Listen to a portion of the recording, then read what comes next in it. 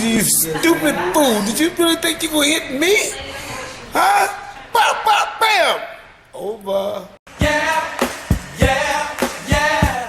He said he can punch. We can punch. What's wrong with him? We can punch. Come on, he can punch. We can punch. Shit, he athletic. We more athletic. He can fight. But you know we better than you. You know we better than you. Okay, then. Like that nickname song, right? Sparta! Let's get it! 2-7, man. I'm whooping ass. I'm whooping ass.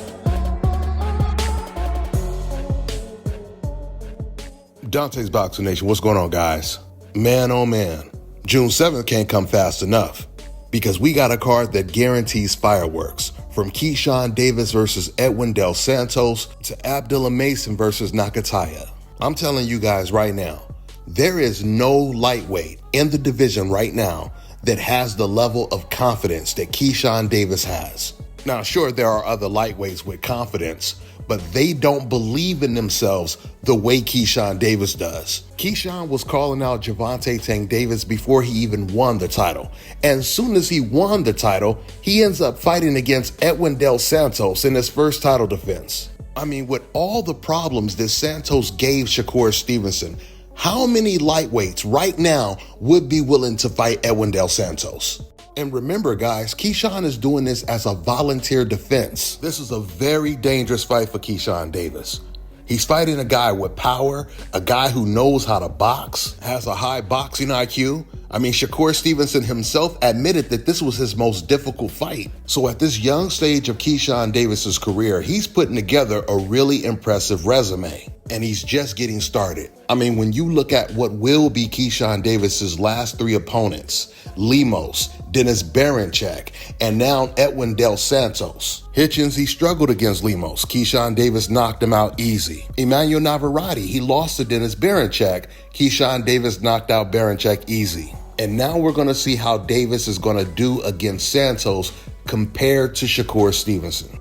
And I know that race fans, they are terrified right now because they are so afraid that Keyshawn Davis, he is going to win this fight and do it in impressive fashion, which is going to make him an even bigger star. Because that's the last thing that these race fans want to see is another dominant Black American star. You see, right now, race fans, they're already trying to discredit a possible win by Keyshawn by saying that Edwin Del Santos, he was inactive. But do you guys remember what these same fans were saying just a couple weeks ago when Naoya Inoue knocked out a complete nobody? They were saying he saved the weekend because he got a knockout, because it was an impressive knockout. Remember, this was the weekend that Turki Al-Ashiki put on Fatal Fury or that ring card and Canelo fought William Skull. So they were comparing Naoya Inoue's performance to all the other fights that weekend.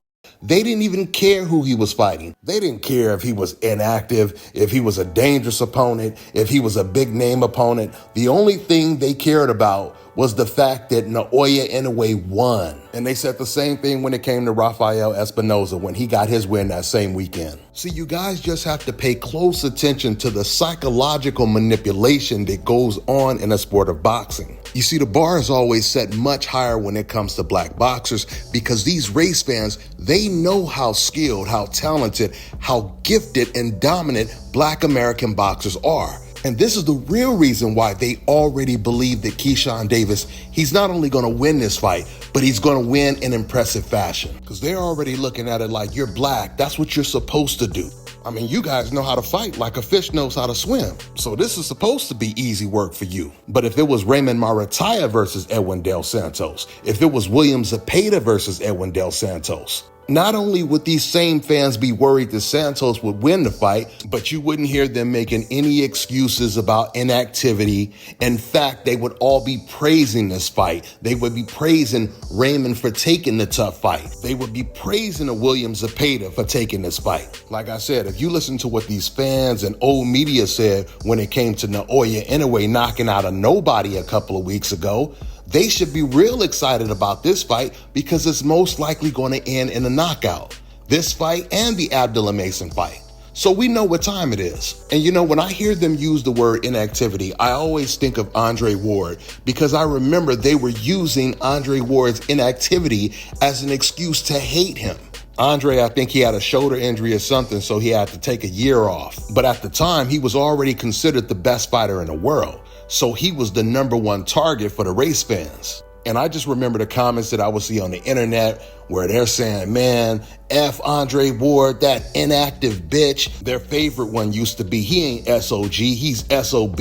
Ward, he got the exact same reception that Floyd Mayweather got, Devin Haney, Shakur, Gervonta Tank Davis, Terrence Crawford, and the list goes on and on and on. Then it will be Abdullah Mason and then Carmel Moulton. At the end of the day, boxing fans cannot wait to watch this fight because it's going to be explosive, and Keyshawn is fighting a better opponent than Naoya Inoue and Rafael Espinoza fought in their last fight, regardless of the circumstances. Keyshawn, he's been in the ring with fighters that have power, but he hasn't been in the ring with a guy who has power, reflexes, and a high boxing IQ, which means anything can happen in this fight. There can be surprises. We could see Keyshawn Davis get knocked down or get hurt with a shot. I'm not saying it's going to happen. I'm just saying it's very possible. Or it's also possible Keyshawn could do the exact same thing to Santos that he did to Baranchek and Lemos. Let's see how it plays out. I'm really looking forward to it. With that being said, I'm going to wrap this video up. That's all I got for now, guys. I'm on to the next one. We the best boxers in the town. We the best boxers. Stop playing, bro. We got Shakur Stevenson, Keyshawn Davis, Bud Crawford. We the best. Stop playing. Who can beat us? Nobody. Stop playing. We got Mike Tyson right here. We got Mike Tyson. We are the best. We the best fighters right here. Stop playing. Yeah. Yeah. You said what's going on?